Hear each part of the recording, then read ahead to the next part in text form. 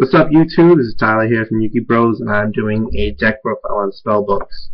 Now, for all those other Spellbook players, we all know that there's not a set structure out, not a set, 1, 2, 3 cards out, but so every little deck profile helps. So, also, before I jump right into this, we have one of our videos that is a contest video. Now, if you go to that video, subscribe, leave a comment, you'll be entered into that. We got first, second, third prize. Pull your name out, we'll send it right out to you, no problem. No strings to that.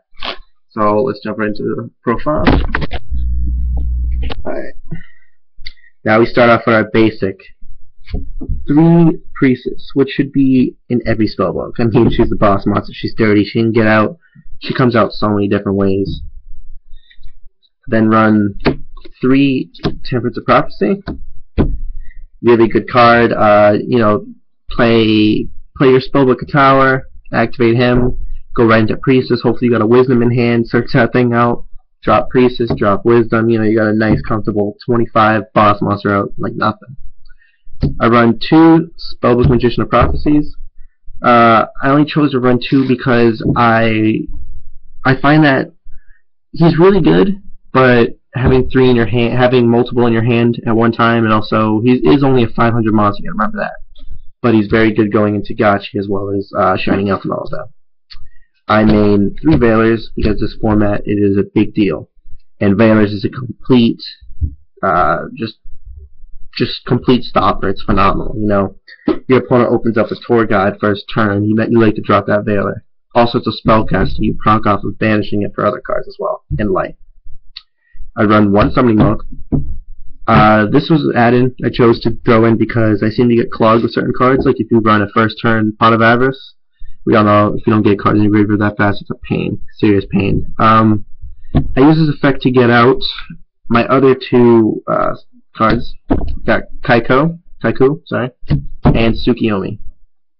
Probably one of the best cards in the deck. But Summoning Monk gets out one of these 2.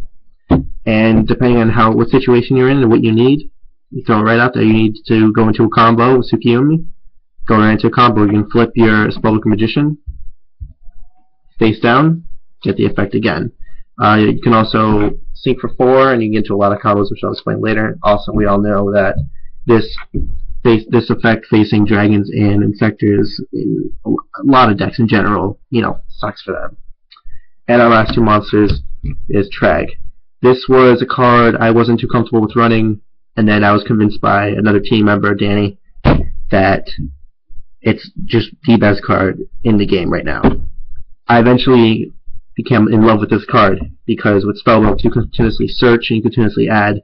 I've never had Trag out playing Spellbooks when it's below 18. It's always been 24 plus. But this is the monster lineup for the Spellbook so far. Start off with spells. I run 3 Spellbook Secrets, which you should all run 3 as well. It searches out for anything, any Spellbook card, and it also searches out for Spellbook Magician of Prophecy, which is the 2-star. It's the only Spellbook card that will search for it that's out right now. I run 3 powers. 3 powers is really good. Some people prefer 2. I really do prefer 3.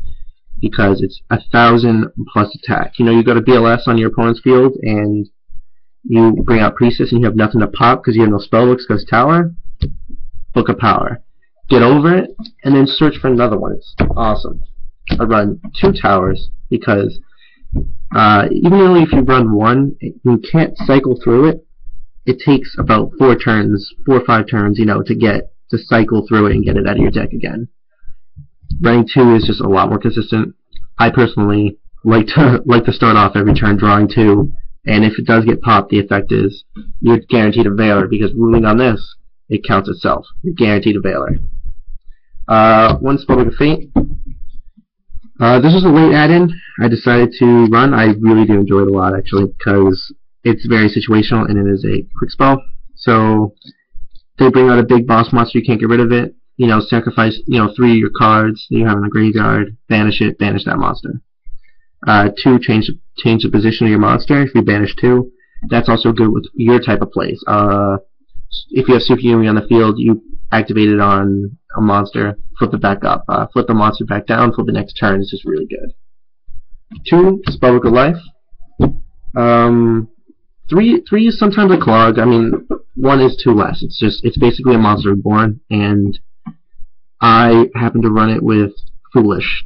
Now I'll explain that a little bit. I run 3 Wisdoms. It's the Lance of Spellbooks. It's phenomenal. You know, it's that little extra comfort when you summon Priestess pretty early. 2 Eternities, only 2, because you do banish a lot with Priestess. Also, for Spellbook of Fate, you never know. You always want to get that 1 card back that can really help. 1 Starhole. That thing adds up. Definitely side out against a mirror match, because that will kill you, but not only does it add up, it allows you to search for anything. I mean, you can even go Priestess into popping this on your own side, and you get a Veiler to the hand. For pots, I run a Pot of Avarice and 2 Pot of Dualities. Although you do special summon a lot, this helps you set up tremendously. And the Pot of Avarice was also another team member suggestion that it made sense. It does work out a lot for me. I enjoy it. Staples, Monster Reborn, Dark Hole, and then a Foolish. Foolish I really do like draining, because I'll start off, if I can get Foolish early in the game, I'll drop Priestess. And when I drop Priestess, I will Spellbook of Life it right as fast as possible. I mean, you think in your head, Priestess comes out, normal summoned, Book of Life, her effect of revealing 3, and Temperance. It's awesome. Jump to the XYZs. Utopia, Zen Meister, sorry, Proton Pap, Jin. This was a great add-in I decided to throw in because summoning Monk into any of the 4, into either Tsukiyomi or Kaiku. XYZ for him. Flip down, Spellbook of Prophecy. Floats up to the end of the turn. You get double search that turn. It's awesome. Also, you can get some other combos with Pap. Pap and then Zen Meister. It's all preference. Levier.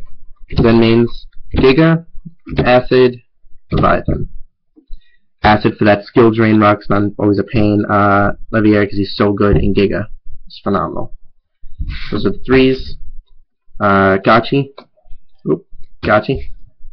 And a Shining Elf. And I also run I only run 3 synchros. Formula, Army Arm, TG.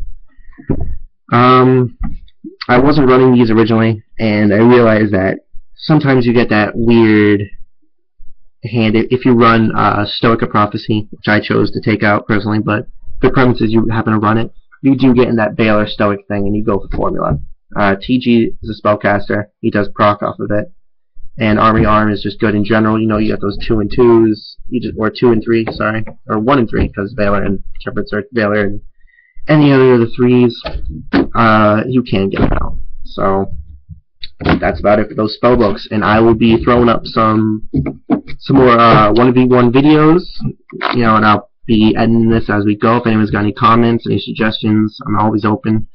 And as we all know, it's always good to hear different point of views of the spellbooks, because it is tough to it's definitely tough to get a good structure down. So that would be it. So subscribe, check out our video. If you're going to subscribe, you might as well enter in our video. I don't see why not. So catch everyone later.